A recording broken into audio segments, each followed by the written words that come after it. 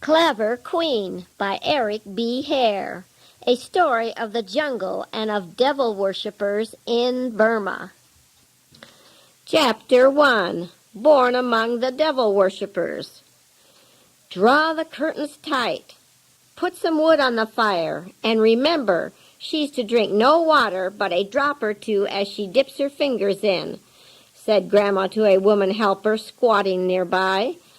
She lowered her finger after giving the command, then slowly went out to the veranda and sitting on a mat as cool and as collected as if nothing at all had ever happened, beamed upon the few friends waiting there and simply said, "It's a girl."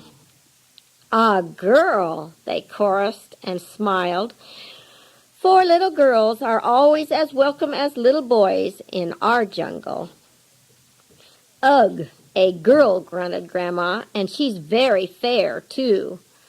Then taking down a few threads of cotton that hung in strands from a bamboo, almost ready for weaving into cloths and blankets, she began to twist them into a strong string about 18 inches long. "You'll have to give the devils a sacrifice for that," said one of them. "Indeed I shall that," said Grandma. "I shall that. But first I'll tie the string and say a prayer. It pays, you know," and dropping her voice almost to a whisper added, "It pays not to make the devils angry." "Ugh, ugh, ugh," grunted the friends in assent. "It does that, it does that." And so they sat and talked and grunted until the string was done.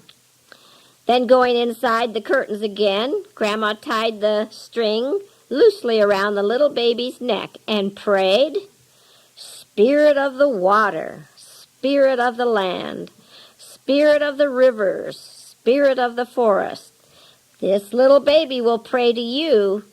This little baby will sacrifice to you. So keep away your sorrow and sickness. Keep away your plague and death." Grandma sighed as she came out of the curtained room, not only because she felt that her responsibility to the devils was well begun, but also because it was very hot in there. It was hot enough outside, but the custom of the devil worshippers demanded that not a breath of air blow on the mother or baby for 7 days, lest they should catch a cold. So it just had to be done that way. And for 7 long days that poor mother with her little baby sighed and sweltered and longed for the time when she could see outside and she could breathe fresh air again. At last the 7 days were over. The curtain was lifted, and the mother was allowed to walk around the house. From a shelf near the water pot, she took a small earthen pot in which nothing had ever been cooked before. She washed it, then filled it with rice and water, and put it on the fire to cook. When it was nicely done, 1 spoonful was placed on the spirit altar, which is a kind of shelf nailed onto the posts of the house, and the little brass bell that was hung nearby was rung. This was to call the attention of the spirits to the offering, of course. And then what do you think the mother did with the rest of the rice? That was to be her little girl's first rice dinner. But the baby didn't have any teeth, and how could she eat rice? I can hear you say. Well, don't you think I know that? So did her mother.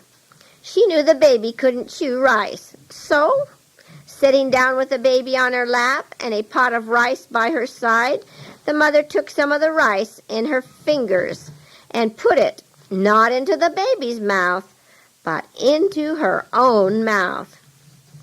Then she chewed and chewed and chewed until it was soft and slobbery.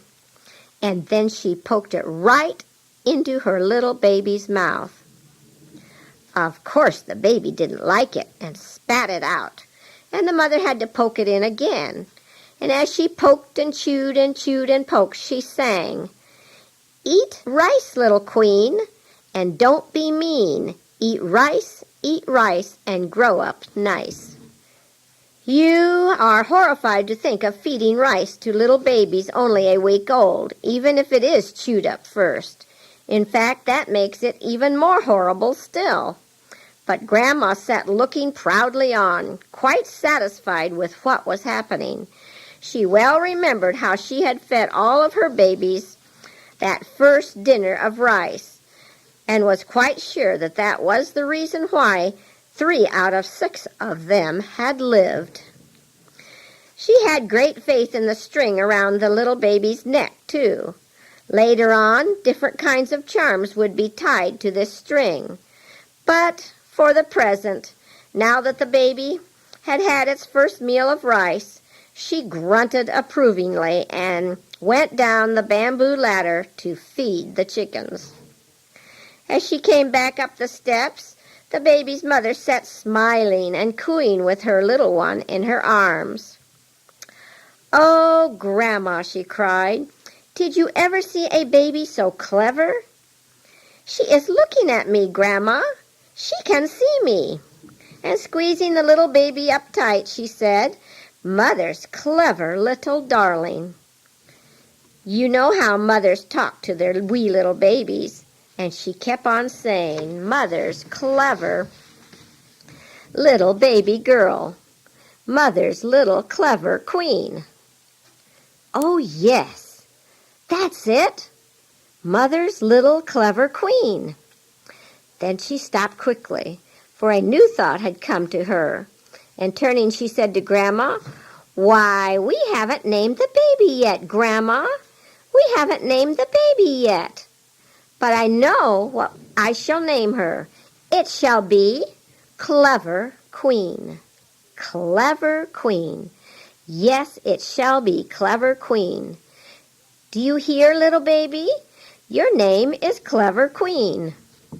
"Ugh, ugh," grunted Grandma. "The name is good. I don't suppose you would like to have a name like that, would you?" But over in Burma, the Karen devil worshippers wouldn't think of calling a little girl Betty Jane or Polly Ann. They are always called by some character name. So a nice little fat baby might be called Miss Fat. If she is fair, she might be called Miss White. If a baby cries a lot, she might be called Miss Cryhard. If the baby sleeps well, she might be called Miss Sleep Sweet or Miss Good Girl. If a baby is very pretty, a fancy name combining the name of a flower with the name of a precious stone is often used, and we hear such names as Miss Transparent Gold or Miss Victorious Diamond. This little girl was given the name Clever Queen. We can't help but feel sorry for the little children who are born among the devil worshippers. We know that it is only God and the angels who can protect us. But Clever Queen's grandma did not know how to worship God. She had worshipped the devils all of her life and was doing the best she knew so that little Clever Queen would grow up into a very beautiful and diligent young woman.